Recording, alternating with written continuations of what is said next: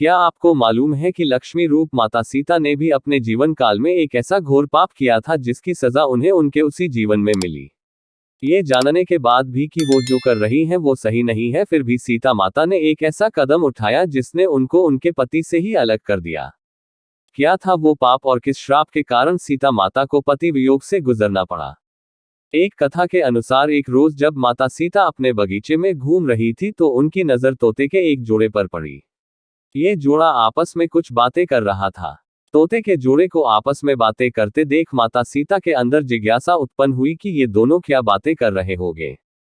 जिसके बाद माता सीता तोते के उस जोड़े के पास गई और उन्होंने सुना कि ये जोड़ा सीता माता और उनके पति यानी कि भगवान राम के बारे में बात कर रहा है। जब माता सीता ने तोतों के मुख से अपने भविष्य के बारे में इतनी सारी बातें सुनी तो उन्होंने पूछा कि तुम्हें मेरे भविष्य के बारे में इतना सब कुछ कैसे ज्ञात है? तो इसके जवाब में उन्होंने बताया वो वाल्मीकि आश्रम के एक पेड़ में रहते थे जहां हर वक्त माता सीता और भगवान राम के बारे में ही बातें होती रहती थी। तोते के इस जोड़े ने ये तक बताया कि आगे चलकर भगवान राम मिथिला आकर आपके स्वयंवर में शामिल होंगे और भगवान शिव के धनुष को तोड़कर आपसे विवाह करेंगे।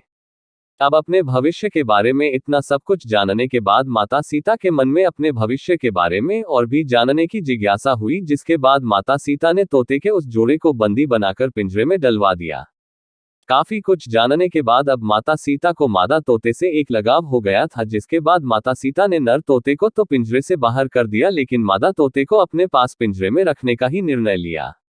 अब तोतों का जोड़ा एक दूसरे से अलग हो गया था, जिसके बाद मादा तोते ने माता सीता को बताया कि मैं गर्भवती हूं, मुझे छोड़ दीजिए। लेकिन आप सभी को ये सुनकर हैरानी होगी कि माता सीता ने उसे छोड़ने से इनकार कर दिया। नर तोते ने भी माता सीता से अपनी बीवी को छोड़ने का काफी निवेदन किया, मगर माता सीता ने कहा कि उन्हें मादा तोते से लगाव हो गया है, उन्हें वो इतनी भाने लगी कि अब वो मादा तोते को अपने से दूर नहीं होने देंगी।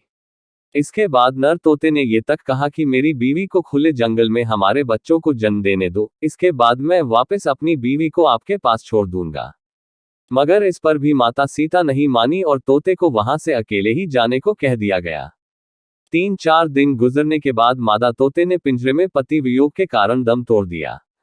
अब जब नर तोता अपनी पत्नी से मिलने महल पहुंचा तो उसने वहां देखा कि उसकी गर्भवती पत्नी प्राण त्याग चुकी है। जिसके बाद दुखी नर तोता सीता माता से कहता है, हे सीता, तुमने मेरी गर्भवती पत्नी को मुझसे दूर कर उसके प्राण हरे हैं। मैं तुम्हें भी ये श्राप देता हूं कि तुम भी अपनी गर्भावस्था में ही अपने पति से अलग हो जाओगी और तुम्हारे अलग होने का कारण मैं ही बनूंगा। ये कहकर नर तोता वहां से उड़ जाता है। माता सीता को मिली उनके पाप की सजा, जिसके बाद वो सीधे अयोध्या जाता है और धोबी के रूप में जन्म लेता है। ये वही धोबी होता है जिसने माता सीता के रावण के चुंगल से छूटने के बाद माता सीता के चरित्र पर सवाल खड़े किए थे और इसी का कारण भगवान राम माता सीता को उनकी गर्भावस्था में त्याग देते हैं।